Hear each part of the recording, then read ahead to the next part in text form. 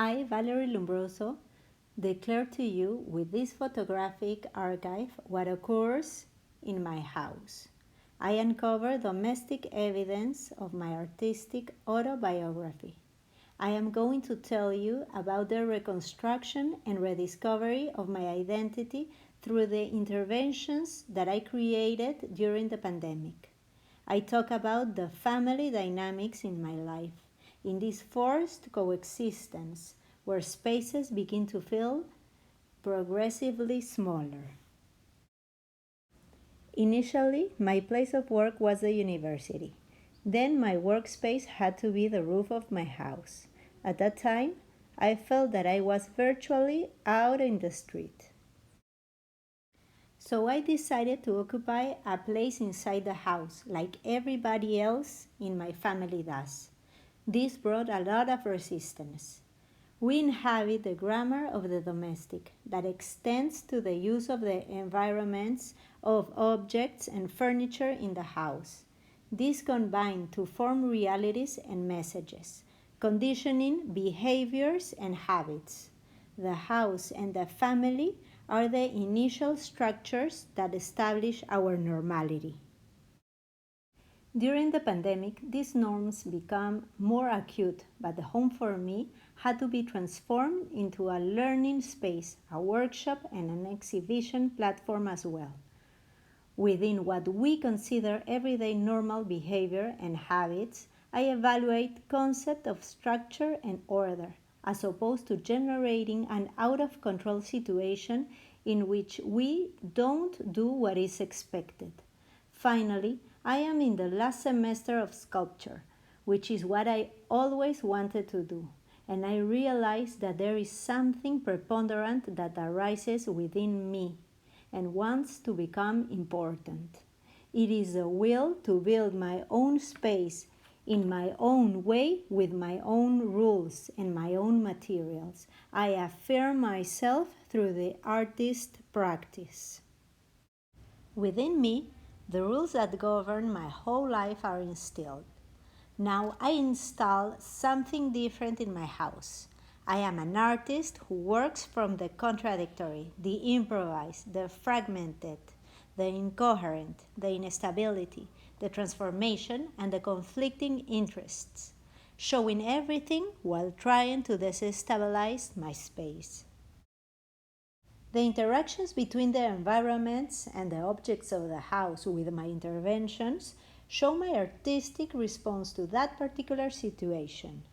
They expose in a transparent way the process of transformation, construction, negotiation, and acceptance of my new and primary quality as an artist. I communicate with an artistic language presenting an unexpected and extremely different configuration of myself to my family. I install changes of paths, new ways of resting, changes of priorities. I create different messages, different questions, which are almost always confusing. Now I decide about myself and my environment using an alternative language, a body, an identity that transforms, reveals, and imposes itself.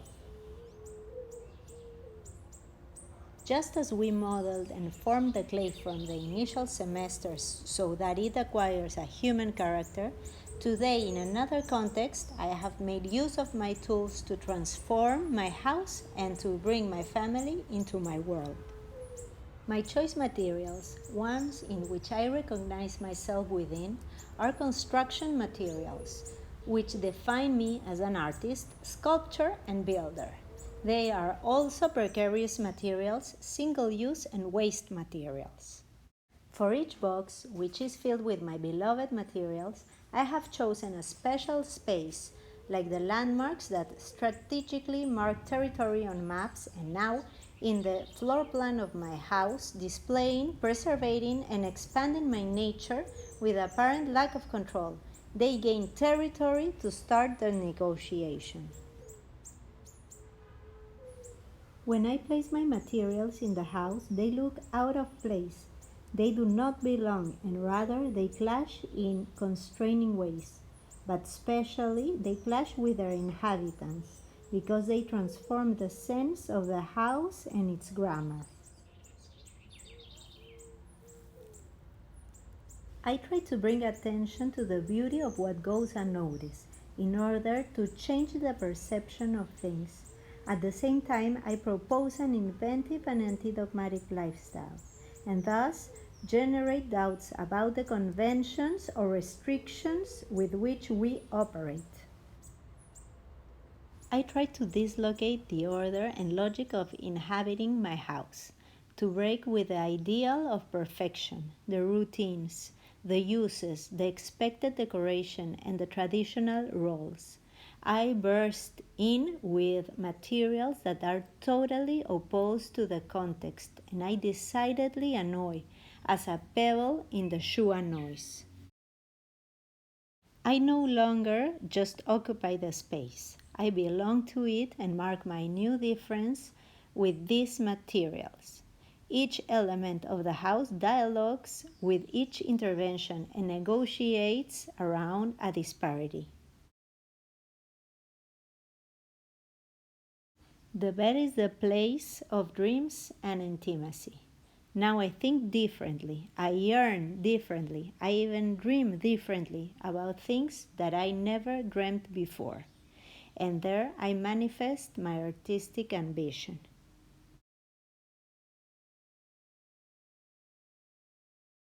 I position and assert myself decisively in my space. I request acceptance and respect. I introduce myself capriciously in every corner of the house, corners that were well constituted. I assert myself even in the superfluous spaces. This configuration of ropes makes the passage of my family uncomfortable, but at no time tries to deny it. Today I am in the capacity and with the necessary clarity to initiate conversation. This staircase leads to the rooms of the house, thus connecting the private area with the social. I insert myself in the privacy of my family life, which for me is the most important. You can see and feel the tension between opposites present in every negotiation. The knots, the stretching, the weight, the convergence between ropes, the dismantling, and the unequal domestic relations. Finally, I show my affirmation and the act of invading a space. Although the ropes make the passage difficult, they are anchored to the wall. They are definitive and will not leave, ultimately inviting the resolution of the contradiction. Each member of my family passes differently on the stairs. Everyone has to bend down but me. I used to fit into the average norm. Now I try to pull that norm a little bit towards where I am, making the ropes and the voids conform to me. The construction rubble I place in the middle of the stair break is no longer waste. It is a configuration, a mark. It is my seal, which I place with affection. The pieces of rubble are ruins of what had been. They speak to us of a whole that once was. It leads me towards transformation. The aesthetics of the precarious equilibrium and fragility show the instability that all changes brings. On one hand, there are the norms that have been imposed upon us, and on the other, the need to live according to our own expectations. I blend with my materials, which define me as an artist, in an attempt to adapt. I model, modify, and adjust myself visually to function in conformity. This research is related to myself as an artist and my home as a space to exhibit, but it goes much further. It is a universal theme. As women, and now I speak in plural, have a say in our domestic spaces and question the traditional order, seeking collective acceptance of our differences. How do we defend our space and how do we transform our reality? We offer our opinion on self-identity as well as our collective identity, on the loss of self-identity in order to fit in, on the overwhelming everydayness, on the instability in the domestic space. It is no longer just a matter of giving an opinion. We want to start building and not just tidy up. They say that the biography does not explain life, it runs parallel to it. It is a way of recapitulating relationships, personalities, and behavior.